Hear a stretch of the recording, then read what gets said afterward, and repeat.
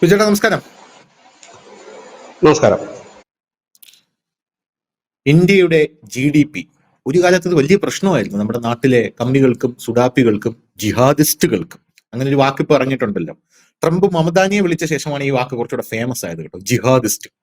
അപ്പോ അങ്ങനെയുള്ള ആൾക്കാർക്കൊക്കെ ഈ GDP വലിയ പ്രശ്നമായിരുന്നു. അതിനു മുമ്പ് ഇവർക്ക് വലിയ പ്രശ്നമായിരുന്നത് എന്തായിരുന്നു? അതിനു മുമ്പ് പെട്രോളിന്റെ വിലയായിരുന്നു വലിയ പ്രശ്നം. അപ്പൊ പെട്രോളിന്റെ വില പ്രശ്നമല്ല. പെട്രോളിന്റെ വില എന്താ ഇവര് സംസാരിക്കാത്ത? തെരഞ്ഞെടുപ്പൊക്കെ നടക്കുകയല്ലേ, പെട്രോളിന്റെ വിലയെ കുറിച്ച് ഒരു വാക്ക് പോലും ഇവര് മിണ്ടുന്നില്ല. ഞാൻ പറയട്ടെ, എനിക്ക് പ്രതിഷേധമുണ്ട്. എന്തോ പെട്രോളിന്റെ വില കുറയ്ക്കാത്തത്? എനിക്ക് പേഴ്സണലി പ്രതിഷേധമുണ്ട്. 107 രൂപയാണ് ഇന്ന് തിരുവനന്തപുരത്ത് പെട്രോളിന്റെ വില. അതേസമയം ഗുജറാത്തിൽ 94 രൂപയുള്ളൂ. ഇവര് പറയുന്ന വർഗീയ ഉത്തർപ്രദേശിൽ 94 രൂപയുള്ളൂ. ഡീസലിൽ അതിലും കുറവാ വില. എന്തുകൊണ്ടാണ് കേരളത്തിൽ മാത്രം 106 രൂപ പെട്രോളിന്? അതൊന്നും ആരും മിണ്ടുന്നില്ല. അതിനുശേഷം ആ കലാരൂപം അവസാനിച്ചു കഴിഞ്ഞ ശേഷമാണ് ഇവരുടെ വേറൊരു കലാരൂപം പുറത്തിറങ്ങിയത്. GDP തകരുന്നു. GDP വലിയ വിഷയമാണ്. കാരണം എന്ത് പറഞ്ഞാലും ഇവർ എടുത്തോണ്ട് രാജ്യത്തിന്റെ GDP-യിലേക്ക് നോക്കൂ, GDP കുത്തനെ താഴെ പോവുകയാണ് എന്നാണ് ഇവർ പറയുന്നത്. അപ്പൊ ഈ GDP കുത്തനെ താഴെ പോകുന്ന ഈ സാഹചര്യത്തിൽ ആ ഒരു കലാരൂപം അവസാനിച്ചിരിക്കുകയാണെന്ന് എനിക്ക് അതിലും പ്രതിഷേധമുണ്ട്. ഇവരെന്താ പറയാത്ത? രാജ്യത്തിന്റെ GDP-യെ കുറിച്ച് എന്താ അവർ സംസാരിക്കാത്ത? ഇവരിപ്പോ വീണ്ടും പഴയ ആ ഒരു പോയിന്റിൽ തന്നെ, അതായത് ഒരു സർക്കിള് പോലെയാണ് ഈ മോദി വിമർശനം. പെട്രോൾ വില കൂടുന്നു, GDP, അത് കഴിഞ്ഞ് അവസാനം അദാനി, മോദിയും അദാനിയും തമ്മിലുള്ള ബന്ധം ശൂലം ഭ്രൂണ ഗർഭിണി, വീണ്ടും ശൂലം ഭ്രൂണ ഗർഭിണിയിൽ എത്തി നിൽക്കുകയാണ്. 2002 വീണ്ടും മോദി വിമർശനം എത്തി നിൽക്കുകയാണ്. ഇപ്പൊ 2025 2025 ഒരു ശൂലം ഭ്രൂണം ഗർഭിണി വെച്ച് ഇവർക്കൊരു പ്രോഗ്രസ്സും ഇല്ല എന്നുള്ളതാണ്. അതാണ് എന്നെ ഏറ്റവും വിഷമിപ്പിക്കുന്ന കാര്യം. രാജ്യത്തെ പ്രതിപക്ഷമാണ്, പിന്നെ കേരളത്തിലെ കമ്മികൾ. ഒത്തിരിയെങ്കിലും പ്രോഗ്രസ് ചെയ്യണ്ടേ? പ്രോഗ്രസ് ചെയ്യാനുള്ള ഒരു ലൂപ്പ് ഹോൾ പോലും മോദി കൊടുക്കുന്നില്ല. GDP-യുടെ വളർച്ച ഉണ്ടായിരുന്നു 8.2%. അതും ട്രംപിന്റെ താരിഫിന്റെ ഇടയിൽ. ട്രംപിന്റെ താരിഫ് വന്നപ്പോ അത് വെച്ച് കുറെ വിമർശനങ്ങളൊക്കെ ഉന്നയിച്ചു. ട്രംപ് മറ്റേ മോദിയെ മലത്തിയടിച്ചു. സന്തോഷമാണ് കേട്ടോ ഇവർക്കൊക്കെ. ട്രംപ് മോദിയെ മലത്തിയടിച്ചു, മറ്റതാണ് മറിച്ചതാണ്, ചക്കയാണ് മാങ്ങയാണ് എന്നൊക്കെ പറഞ്ഞ് അവസാനം GDP-യുടെ കണക്ക് കണ്ടപ്പോ ഇവരുടെ എല്ലാം കണ്ണു തള്ളിപ്പോയി. ഞാൻ നോക്കിയിട്ട് ഒരു ഒരാൾ പോലും വിമർശിക്കുന്നില്ല. എനിക്ക് വളരെയധികം വിഷമമുണ്ട് അതില്. അപ്പൊ ഈ GDP ഇങ്ങനെ കുതിച്ചു കയറുന്ന കൂട്ടത്തിൽ തന്നെ ഇവരുടെ, എനിക്ക് തോന്നുന്നു അതാണ് നമ്മുടെ രാജ്യ ഹാപ്പിനെസ് ഇൻഡെക്സിൽ പിറകെ പോകാനുള്ള ഒരു കാരണമെന്ന് തോന്നുന്നു കേട്ടോ. കാരണം ഇന്ത്യ ഇങ്ങനെ വികസിക്കുമ്പോൾ ഇവർക്ക് സന്തോഷമില്ല. അങ്ങനെ സന്തോഷമില്ലെങ്കിൽ നമ്മളെ ഹാപ്പിനെസ് ഇൻഡെക്സിൽ മുന്നിലേക്ക് വരില്ലല്ലോ. നമ്മുടെ രാജ്യം പുറകിലല്ലേ പോകും. പാകിസ്ഥാനിൽ നിറയെ സന്തോഷമുണ്ട്, കാരണം അവിടെ മൊത്തം തീവ്രവാദികളാണല്ലോ. ആ ജനങ്ങളും അതേ മനസ്ഥിതി ഉള്ളവരാണ്. രണ്ടുപേരും കൂടെ ഭയങ്കര സന്തോഷത്തിൽ മുന്നോട്ട് പോവുകയാണ്. എന്നാൽ നമ്മുടെ രാജ്യം വികസിക്കുന്നത് ഇഷ്ടപ്പെടാത്ത ഒരു പറ്റം ആൾക്കാരുള്ളത് കൊണ്ട് അവർക്ക് സന്തോഷമില്ല. അതുകൊണ്ട് നമ്മുടെ ഹാപ്പിനെസ് ഇൻഡെക്സിൽ നമ്മൾ പിറകിലോട്ട് പോകാനുള്ള ഒരു സാഹചര്യമാണ് ഉള്ളത്. അപ്പൊ അതിന്റെ കൂട്ടത്തിൽ, ഈ GDP-യുടെ കൂട്ടത്തിൽ നമ്മൾ ചേർത്ത് വായിക്കേണ്ട ഒരു വാർത്ത, ഈ അമേരിക്കയ്ക്ക് വലിയൊരു തിരിച്ചടി കൊടുത്തിരിക്കുകയാണ്. ഈ 50 രാജ്യങ്ങളുമായിട്ടാണ് നമ്മളിപ്പോ വ്യാപാര കരാർ ഒപ്പിടാൻ പോകുന്നത്. 50 രാജ്യങ്ങളുമായിട്ട്. 50 രാജ്യങ്ങൾ നമ്മളെ റഡാറിലുണ്ടെന്നാണ് നമുക്ക് അറിയാനായിട്ട് സാധിക്കുന്നത്. അപ്പൊ അവരുമായിട്ട് ചർച്ച നടത്തിക്കൊണ്ടിരിക്കുകയാണ്. പീയൂഷ് ഗോയൽ എന്ന് പറഞ്ഞൊരു റിപ്പോർട്ടും പുറത്തു വരുന്നുണ്ട്. അപ്പൊ ഇതൊക്കെ വലിയ എനിക്ക് പ്രതിഷേധമുണ്ട്. ഞാനിപ്പോഴും പറയണം, എനിക്ക് പ്രതിഷേധമുണ്ട്. ഇതൊക്കെ ഇവര് ചർച്ച ചെയ്യാത്തത്. പണ്ടൊക്കെ നല്ല എഫക്റ്റീവായിട്ട് ചർച്ച ചെയ്തുകൊണ്ടിരുന്ന കാര്യങ്ങളാണ്, ഇപ്പൊ ഒന്നും ചർച്ച ചെയ്യുന്നില്ല. വിജുചേട്ടൻ എന്താ പ്രതിഷേധം ഇല്ല ഇതില്? അല്ല, ഇതിപ്പോ രാഹുൽ ഗാന്ധി അടക്കം നമ്മുടെ കേരളത്തിലെ ചില ഓൺലൈൻ മീഡിയാസ് അടക്കം പറയുന്നൊരു കാര്യം, മോദിക്ക് ട്രംപിന് എന്തേ മോദി മറുപടി കൊടുക്കാത്ത അന്ന് മുതൽ നമ്മൾ പറയുന്ന ഒരു കാര്യമുണ്ട്. നരേന്ദ്രമോദി സാധാരണ അങ്ങനെ മറുപടി കൊടുക്കുന്ന ഒരു വ്യക്തിയല്ല. ആരെങ്കിലും എന്തെങ്കിലും പറഞ്ഞു എന്ന് കേട്ടിട്ട് ഇത് ചെയ്തില്ല. ഏതെങ്കിലും ശബ്ദം കേട്ട് അതിന് വിളി കേൾക്കുന്ന ഒരു സ്വഭാവം പുള്ളിക്കില്ല. അപ്പൊ അതുകൊണ്ട് തന്നെ അദ്ദേഹം കാണിച്ച പ്രവൃത്തിയിലൂടെയാണ് കാര്യങ്ങളൊക്കെ മുൻപോട്ട് പോകുന്നത്. നിങ്ങൾ എന്ത് വേണമെങ്കിൽ പറഞ്ഞോളൂ, അങ്ങനെയാണ്. അപ്പോൾ ഇവിടെ എല്ലാവരും പറഞ്ഞത്, ഈ ട്രംപിന്റെ താരിഫ് വന്നതുകൊണ്ട് ഇന്ത്യൻ സമ്പദ് വ്യവസ്ഥ തകർന്നടിഞ്ഞു, ഇനി പട്ടിണിയും പരിവട്ടവുമായിരിക്കും, തൊഴിലില്ലായ്മ കൂടും, ആളുകൾ തെരുവിലിറങ്ങും. ഇതൊക്കെ ഇവരുടെ സ്വപ്നങ്ങളാണ്. തൊഴിലില്ലായ്മ കൂടും, യുവാക്കൾ തെരുവിലിറങ്ങും, ജൻസി കലാപം തുടങ്ങും എന്നൊക്കെ പറഞ്ഞിരുന്നു. നമ്മുടെ രണ്ടാം പാദം, അതായത് ഈ പറയുന്ന ശ്രീമാൻ ട്രംപ് 50% താരിഫ് പ്രഖ്യാപിച്ചതിന് പിന്നാലെ വന്നിട്ടുള്ള ആ ഒരു കാലം, ഈ താരിഫ് പ്രഖ്യാപിച്ച് കഴിയുമ്പോഴാണല്ലോ വലിയ ആഘാതം നമുക്ക് ഉണ്ടാകേണ്ടത്. ആ ആഘാതത്തിന്റെ അളവിനെ കുറിച്ചൊക്കെ നമ്മൾ കഴിഞ്ഞ ദിവസങ്ങളിലൊക്കെ നമ്മൾ അതിനെക്കുറിച്ച് ചർച്ച ചെയ്തുകൊണ്ട് ഞാൻ അതിലേക്ക് പോകുന്നില്ല. അപ്പോൾ വന്നത് സാമ്പത്തിക വിദഗ്ധരെല്ലാം തന്നെ പറഞ്ഞത് ഒരു 7.5 7.6 വരെയൊക്കെ എത്തും GDP-യുടെ വളർച്ച എന്നാണ് പറഞ്ഞത്. പക്ഷെ അതിനെല്ലാം കവച്ചു വെച്ചുകൊണ്ട് രണ്ടാം പാദത്തിൽ നമ്മൾ 8.2 വർധനവ് രേഖപ്പെടുത്തി. അത് കഴിഞ്ഞ 6 പാദങ്ങളിൽ, ഒരു പാദം എന്ന് ഞാൻ പറയുന്നത് ക്വാർട്ടറാണ്. 3 മാസം കൂടുന്നതിനെയാണ് നമ്മൾ പാദം എന്ന് പറയുന്നത്. അപ്പൊ കഴിഞ്ഞ ഒരു 6 ക്വാർട്ടർ, അതായത് ഒരു വർഷത്തിനിടയിൽ വന്ന ഒരു വലിയ ഗ്രോത്ത് ആണ് 8.2 എന്ന് പറയുന്നത്. അതായത് ഈ കഴിഞ്ഞ 3 മാസം ഒരു കണക്കാണ് ഈ വന്നത്. അതായത് ട്രംപ് ആഗസ്റ്റ് മാസത്തിലാണ് താരിഫ് പ്രഖ്യാപിക്കുന്നത്. ആഗസ്റ്റ് മാസത്തിന് ശേഷം വന്നിട്ടുള്ള പുതിയ GDP-യുടെ ഗ്രോത്ത് ആണ് 8.2. അതായത് മുമ്പ് നമുക്ക് ഇത്ര ഇല്ലായിരുന്നു, താരിഫ് പ്രഖ്യാപിച്ചതിന് ശേഷം കൂടി എന്ന് ലളിതമായി പറഞ്ഞാൽ അങ്ങനെയെന്ന് നമുക്ക് പറയാൻ പറ്റും. കഴിഞ്ഞ വർഷം ഇതേ സമയത്ത് നമുക്ക് ഉണ്ടായിരുന്ന നമ്മുടെ GDP 5.6%. അന്നേരം താരിഫ് ഇല്ലായിരുന്നല്ലോ, ട്രംപ് തന്നെയല്ലേ അമേരിക്കൻ പ്രസിഡന്റ്, അന്നേരം വലിയ കുഴപ്പമില്ലാതെ പോകുന്നു. അന്ന് 5.6 ആയിരുന്നു. അതിനുശേഷം ആദ്യ പാദം ഈ ഒരു ഇതിൽ എക്കണോമിക് ഇയറിലെ ആദ്യ പാദത്തിൽ നമുക്ക് 7.8 ആയിരുന്നു. അത് 7.6 ആകുമെന്നാണ് എല്ലാവരും കരുതിയിരുന്നത്. അവിടെയാണ് അത് 8.2 എന്നുള്ള നിലയിലേക്ക് നാഷണൽ സ്റ്റാറ്റിസ്റ്റിക്സ് ഓഫീസ് അറിയിക്കുകയും ചെയ്തിരിക്കുന്നു. ഉൽപാദനം, നിർമ്മാണം, സേവന മേഖലയിലുണ്ടായ ഗ്രോത്ത് ആണ് നമ്മുടെ ഈ GDP-യിൽ വലിയ ഗ്രോത്തിലേക്ക് ഇതായത്. അതായത് കഴിഞ്ഞ വർഷം നമ്മുടെ GDP-യുടെ ഗ്രോത്ത് 48.63 ലക്ഷം കോടി രൂപയായിരുന്നെങ്കിൽ ഇപ്പോഴത് 85.25 ലക്ഷം കോടിയിലേക്ക് എത്തി. അതാണ് ആ വളർച്ചയുടെ ലളിതമായ രൂപം. അപ്പോൾ തന്നെ എന്ത് വളർച്ചയാണ്? ഉൽപാദന രംഗത്ത് 9.1% വർദ്ധിച്ചു. നിർമ്മാണ മേഖലയിൽ, കൺസ്ട്രക്ഷൻ മേഖലയിൽ 7.2% വർദ്ധിച്ചു. സേവന മേഖല വലിയ, അതായത് പ്രൊഫഷണലുകളുടെ സേവന മേഖലയുണ്ട്, അത് IT അടക്കമുള്ള സേവന മേഖലകളിൽ 10.2% വർദ്ധിച്ചു. ഇതേ അവസരത്തിൽ നാം ചൈനയിലേക്ക് നോക്കുമ്പോൾ അവിടെ 4.8 ആണ് GDP-യുടെ വളർച്ച. കഴിഞ്ഞ ഇതേ സമയത്ത്, ഇല്ലെങ്കിൽ ഇതിന് തൊട്ടു മുമ്പുള്ള പാദത്തിൽ, ഇതിപ്പോ നമ്മുടെ രണ്ടാം പാദമാണ്, ചൈനയുടെ രണ്ടാം പാദമാണ്. അപ്പൊ ഒന്നാം പാദത്തിലേക്ക് നോക്കുമ്പോൾ ചൈനയ്ക്ക് 5 ഉണ്ടായിരുന്നിടത്താണ്, 5% ഉണ്ടായിരുന്നിടത്തുനിന്ന് 4.8 വന്നു. എന്തുകൊണ്ടാണ് ഇത് സംഭവിച്ചത് എന്ന് ചോദിച്ചു കഴിഞ്ഞാൽ, ചൈന ഒരു എക്സ്പോർട്ട് ഓറിയന്റഡ് കൺട്രിയാണ്. അപ്പോൾ ആ കയറ്റുമതിയെ മാത്രം ആശ്രയിച്ച് നിൽക്കുന്ന ഒരു രാജ്യമാണ്. അവരെ താരിഫ് ഉലച്ചിട്ടുണ്ട് എന്ന് തന്നെ ഇതിൽ നമുക്ക് വ്യക്തമാകും. പക്ഷെ ഇന്ത്യയെ സംബന്ധിച്ച് താരിഫ് ഉലച്ചില്ല. അതിനൊരു കാരണം ഈ GST-യുടെ ഇളവ് വരുത്തിയതും, ഉത്സവകാല സീസണിൽ വിപണികൾ വലിയ രീതിയിൽ തുറന്നതും, ഉൽപാദന മേഖല വർദ്ധിച്ചതും, കൺസ്ട്രക്ഷൻ മേഖല വർദ്ധിച്ചതും, സേവന മേഖലയിൽ ഒരുപാട് ഓപ്ഷനുകൾ ഇല്ലെങ്കിൽ ഒരുപാട് മുന്നോട്ട് പോകാനും കഴിഞ്ഞു. ഇതിലേറ്റവും വലിയ ഒരു നമ്മൾ അധികമൊന്നും ശ്രദ്ധിക്കാത്ത ഒന്നെന്ന് പറഞ്ഞാൽ ആസാമാണ് നമ്മളുടെ GDP-യിൽ ഇന്ത്യയിലെ തന്നെ ഏറ്റവും ത്വരിതഗതിയിൽ വളർന്ന സംസ്ഥാനം. അധികമാരും ശ്രദ്ധിക്കാത്തൊരു സംസ്ഥാനമാണ് ആസാം.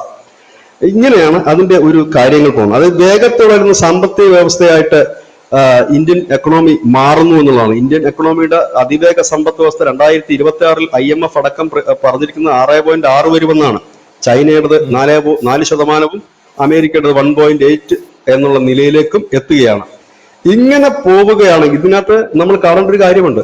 ചൈന വളരെ പെട്ടെന്നാണ് ഈ ഒരു വളർച്ച നേടിയത്. 2008-ൽ ചൈനയുടെ മൊത്തം സാമ്പത്തിക ആസ്തി 4 ട്രില്യൺ ആയിരുന്നു. $4 ട്രില്യൺ മാത്രമായിരുന്നു 2008-ൽ. 16 വർഷം കഴിഞ്ഞപ്പോൾ അവരുടെ എക്കണോമി 19 ആയി. ഇപ്പോഴത് വീണ്ടും 17.8 എത്തി. ഇന്ത്യയുടേത് 2037 ആകുമ്പോഴേക്കും ചൈനയുടെ അതിനൊപ്പം എത്തും. കാരണം നിലവിൽ ഇന്ത്യയുടേത് 3.5 ട്രില്യൺ ആണ് ഇപ്പോഴത്തേത്.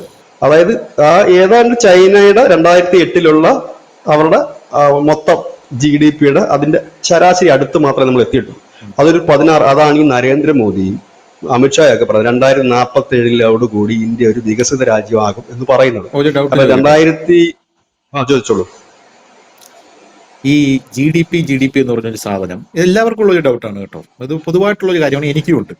ഈ GDP എന്ന് പറഞ്ഞ സാധനം വളരുന്നു. ഈ പൊതുവെ ഈ GDP വളർച്ചയെ പറ്റി പറയുമ്പോൾ നേരത്തെ GDP എന്തുകൊണ്ട് വളരുന്നില്ല എന്നുള്ളതായിരുന്നു ഇവരുടെ ചോദ്യം. നോക്കൂ, GDP താഴെ പോകും.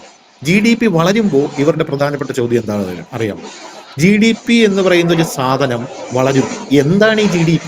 ഇതുകൊണ്ട് സാധാരണക്കാർക്ക് എന്തെങ്കിലും ഗുണമുണ്ടോ എന്നാണ്. പക്ഷെ ഇത് സാധാരണക്കാരുള്ള ആൾക്കാർ വിശ്വസിക്കുന്നുണ്ട്. കാരണം GDP വളരുന്നു, രാജ്യം വികസിക്കുന്നു എന്ന് പറഞ്ഞിട്ടും പാവപ്പെട്ടവൻ ഇവിടെ ഒന്നും കിട്ടുന്നില്ല എന്നുള്ളതാണ് ഇവരുടെ. അതെന്താണ് ചേട്ടാ ഈ GDP വളർന്നിട്ട്? അത് പൊതുവേ നമ്മൾ നോക്കുമ്പോൾ ഉണ്ടല്ലോ, നമ്മളിപ്പോ എല്ലാവരെയും നോക്കുമ്പോൾ രാജ്യം കുതിക്കുന്നു, എന്നാൽ പാവപ്പെട്ടവൻ ഇപ്പോഴും പാവപ്പെട്ടവനായി തുടരുന്നു. എന്താണ് ഇത്? ഇതിന്റെ ഒരു മാനദണ്ഡം എന്താണ്? ആളോഹരി വരുമാനം കൂടുന്നു. ഇവിടെ എല്ലാവരും അത് ധനുഷ് ചോദിച്ച വളരെ ശരിയാണ്. GDP വളരുന്നുണ്ടല്ലോ, അതിന്റെ നേട്ടമൊന്നും. ഇവരുടെ ആളുകളുടെ പ്രധാന പ്രശ്നം അവരുടെ പോക്കറ്റിലേക്ക് എത്തുന്ന പൈസയും അവർക്ക് കിട്ടുന്ന സൗജന്യങ്ങളുമാണ്.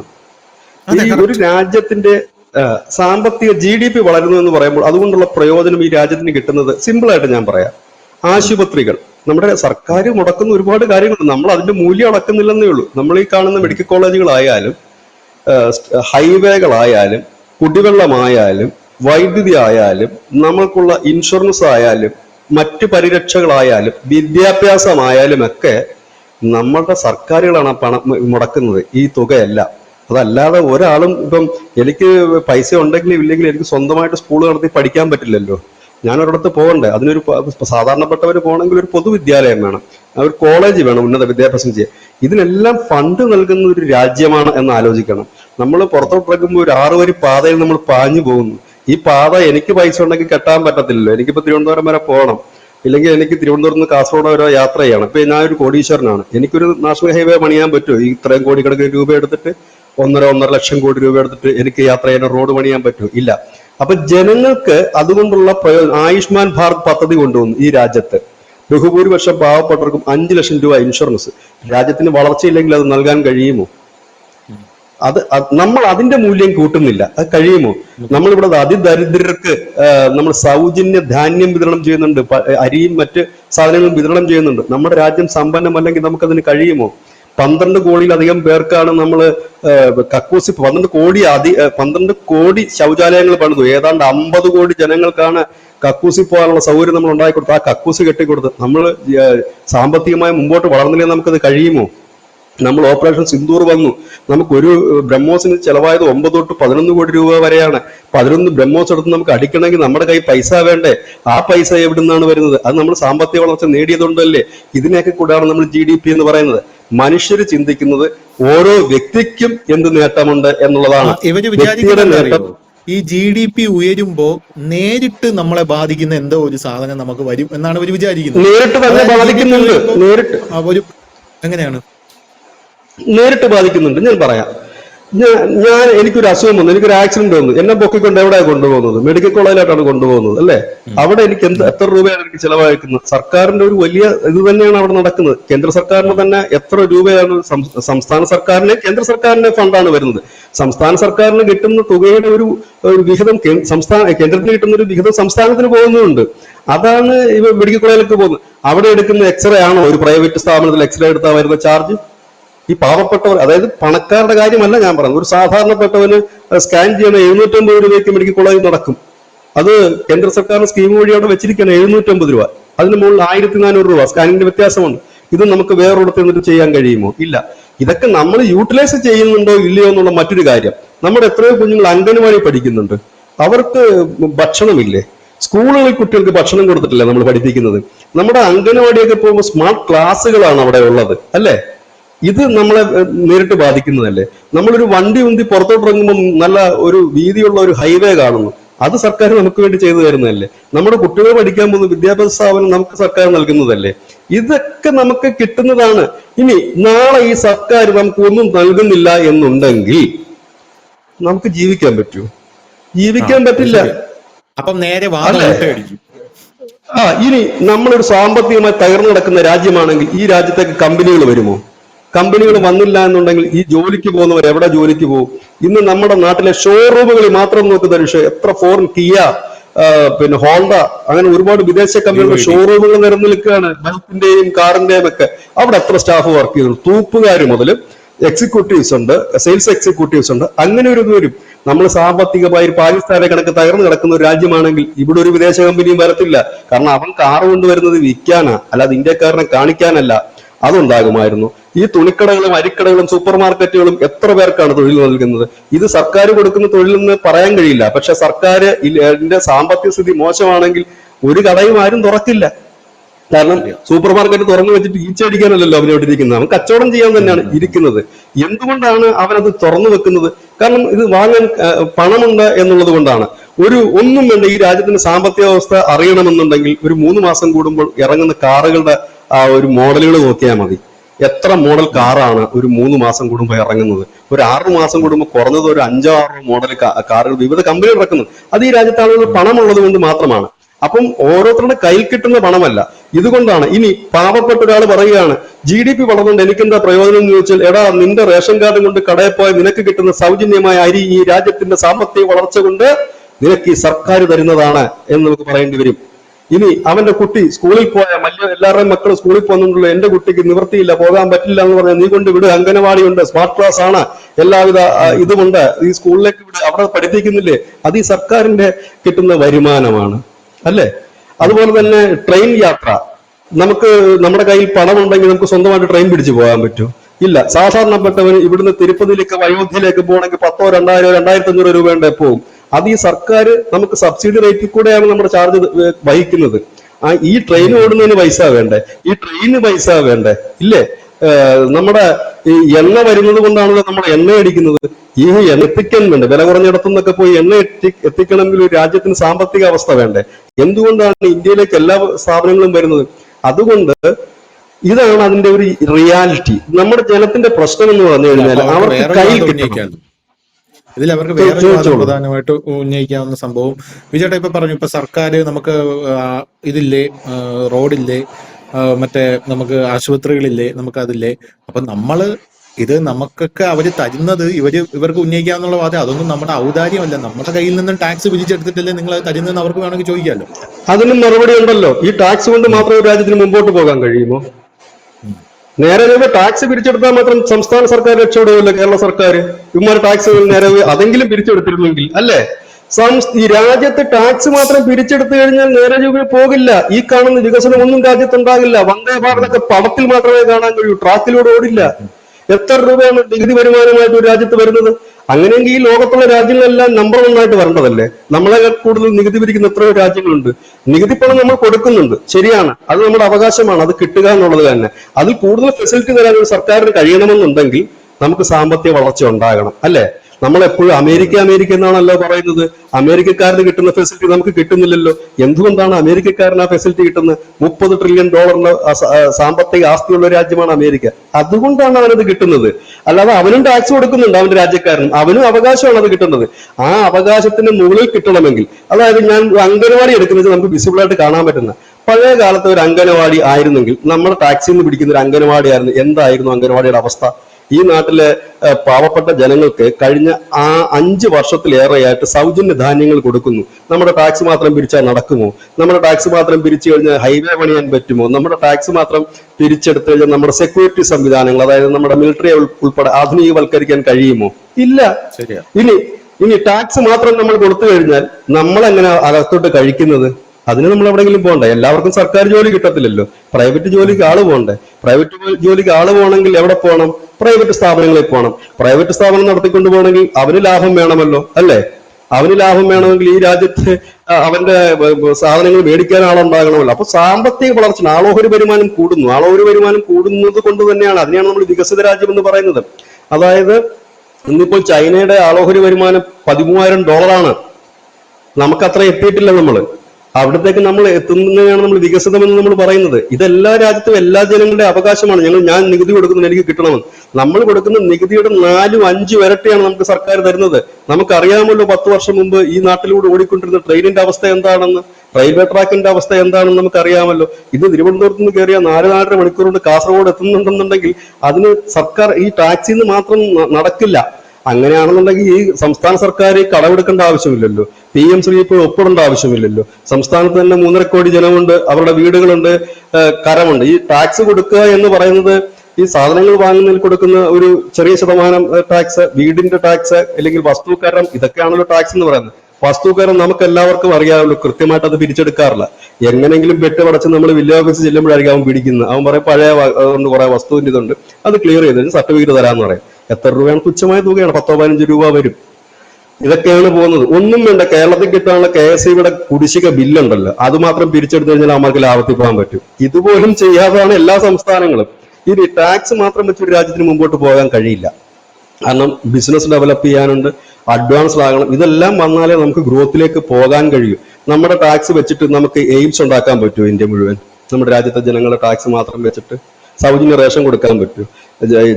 ജൽജീവൻ മിഷൻ വഴി വെള്ളം വിട്ടു കൊടുക്കാൻ പറ്റുമോ? ഇല്ല. അതിന് നമുക്ക് ഗ്രോത്ത് ഉണ്ടായേ പറ്റൂ. ഗ്രോത്ത് ഉണ്ടാകണമെങ്കിൽ എന്ത് ചെയ്യണം?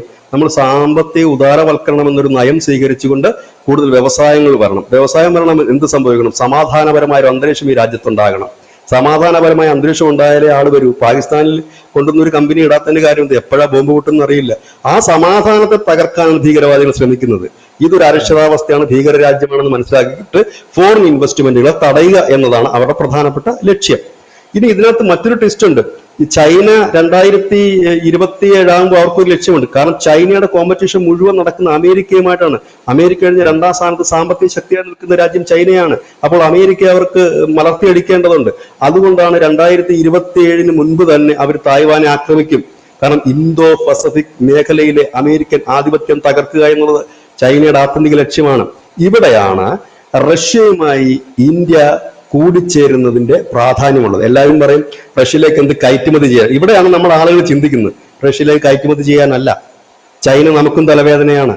ചൈനയ്ക്ക് ലക്ഷ്യം ഇപ്പോൾ അമേരിക്കയെ വെട്ടുന്നതാണെങ്കിൽ 2047 കൂടി നമ്മൾ ചൈനയെ മറികടക്കുന്ന സാമ്പത്തിക അവസ്ഥയിലേക്ക് നമ്മൾ എത്തും എന്നുള്ളതാണ് ഇപ്പൊ വന്നിരിക്കുന്ന ഒരു വലിയ പ്രവചനം. കാരണം എന്തെന്ന് ചോദിച്ചാൽ 2050 ആകുമ്പോൾ അമേരിക്കയുടെയും ചൈനയുടെയും യൂത്തിനേക്കാൾ കൂടുതൽ യൂത്തുള്ള രാജ്യം ഇന്ത്യയാണ്.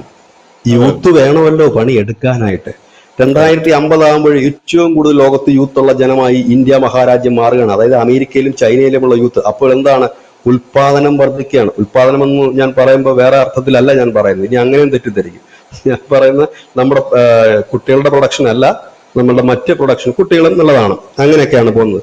നിലവിൽ നമ്മുടെ ടാറ്റ ഗ്രൂപ്പിന്റെ GDP 365 ബില്യൺ ആണ്. പാകിസ്ഥാന്റെ GDP എത്രയാണെന്നറിയാവോ? ഒരു വർഷത്തെ 341 ബില്യൺ. അതായത് പാകിസ്ഥാനേക്കാൾ കൂടുതൽ ഇതുള്ള ആളുകൾ ഉള്ളത് ഇന്ത്യയിൽ ഉള്ളത് ടാറ്റ ഗ്രൂപ്പാണ്. അവർക്ക് ഇങ്ങനെ ഒരു ഫെസിലിറ്റി വരാൻ കാരണം ഈ രാജ്യത്തിന്റെ സാമ്പത്തിക വളർച്ച ഉള്ളത് കൊണ്ടാണ്. ടാറ്റക്കാരൻ കാറിറക്കി ആരെങ്കിലും മേടിക്കണ്ടേ? ടാറ്റക്കാരൻ ഉപ്പിറക്കിയ മേടിക്കണ്ടേ? ഉപ്പിറക്കാൻ മേടിക്കാനും കാറിറക്കുമ്പോൾ മേടിക്കാനും ഒക്കെ രാജ്യത്തിലെ ജനങ്ങളുടെ പണം ഉണ്ടാകണം, അല്ലേ? ആ പണത്തിനനുസരിച്ച് നമുക്ക് ഫെസിലിറ്റി വരണം. ഇന്ന് നമുക്കൊരു അസുഖം വന്നു, ഞാൻ സിമ്പിളായിട്ടൊരു കാര്യം പറയാം. നമ്മൾ ഈ നികുതിയൊക്കെ കൊടുക്കുന്നുണ്ട്, സംഭവം ഒക്കെ ശരിയാ. നമുക്കൊരു അസുഖം വന്നാൽ നമുക്ക് ആദ്യം ചെല്ലാൻ പറ്റുന്ന ഒരേ ഒരു സ്ഥലം മെഡിക്കൽ കോളേജാണ്. മെഡിക്കൽ കോളേജ് ഇല്ല എന്ന് കരുതുക. ഈ രാജ്യത്ത് വേണ്ടത്ര മെഡിക്കൽ കോളേജ് ഇല്ല. എന്താകും ഒരു സാധാരണപ്പെട്ടവന്റെ അവസ്ഥ? അവൻ നേരെ പോകേണ്ടത് വലിയ ഹോസ്പിറ്റലിലേക്കാണ് പോകേണ്ടത്. അവനപ്പോൾ വലിയ രോഗം വന്നാലും സഹിക്കും, അവിടെ കിടന്ന് അവൻ പ്രാഗിക്കൊണ്ട് മരിക്കേണ്ടി വരും. പിന്നെ പണമില്ല. ഇന്നിവിടെ പട്ടിണി എന്ന് ആരെങ്കിലും പറയുന്നുണ്ടോ? ഇന്ന് വലിയ രീതിയിൽ പിണറായി വിജയൻ പറഞ്ഞല്ലോ, എന്താണ് ദാരിദ്ര്യമുക്ത സംസ്ഥാനമായി മാറിയെന്ന്. എങ്ങനെയാണ് അതിദാരിദ്ര്യമുക്തമായത്? എങ്ങനെയാണത്? അതായത് ഈ സൗജന്യമായിട്ടുള്ള ധാന്യം ലഭിക്കുന്നുണ്ട് 35 കിലോ വരെ പാവപ്പെട്ടവർക്ക്. ഇത് കൊടുക്കുന്നത് ഇതെല്ലാം നമ്മുടെ നികുതി പണത്തിൽ നിന്ന് നടക്കില്ല. നമുക്ക് നികുതി ഇല്ലാത്ത ഒരുപാട് കാര്യങ്ങൾ നമുക്ക് ലഭിക്കുന്നുണ്ട്. നമ്മൾ അതുകൂടി നോക്കണം. കാരണം ഈ അല്ലെ, അങ്ങനെ ഇപ്പം നമ്മളിപ്പോ ഒരു പ്രൈവറ്റ് ആയിട്ട് ട്രെയിനാണ് ഒരു കമ്പനി ഇറക്കുന്നത്, ഇപ്പൊ ക്ലിയർ ആയില്ല കാര്യം. ഇതെല്ലാം ഉണ്ട്. അപ്പൊ ഇന്ത്യ റഷ്യയുമായി കൂടുതൽ അടുക്കുന്നത് ചൈനയ്ക്ക് തടയിടാൻ തന്നെയാണ്. കാരണം റഷ്യക്കും നന്നായി അറിയാം ചൈന അവർക്കും ഒരു ബദലായി വരാൻ സാധ്യതയുണ്ട്, അവരുടെ വളർച്ചയും തടയുമെന്ന്. അപ്പൊ ഈ മേഖലയിൽ ഇന്ത്യക്ക് വിശ്വസിക്കാൻ കഴിയുന്ന ഒരേ ഒരു രാജ്യം റഷ്യ മാത്രമാണ്. റഷ്യക്ക് നമ്പാൻ പറ്റുന്ന രാജ്യം ഇന്ത്യ മാത്രമാണ്. അതുകൊണ്ടാണ് ഈ ഇന്ത്യയും റഷ്യയും തമ്മിൽ ഇത്രയും വലിയൊരു ഡീലിങ്സിലേക്ക് എത്തുന്നത്.